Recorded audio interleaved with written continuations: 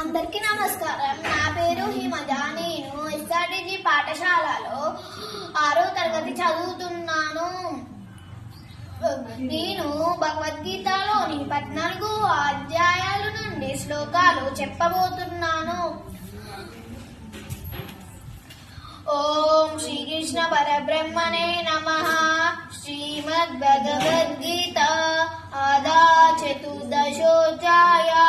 శ్రీ భగవానువాచ పరం భూయా ప్రవక్ష్యామి జ్ఞానానం జ్ఞానముత్తమం యజ్ఞాత్వా మునయః సర్వే పరం సిద్ధిమితో గతః. ఇదం జ్ఞానముపాసిత్య మమ సాధన్యమగతాః పర్జేభినుపజాయంతే ప్రళయేన వేదంతి చ.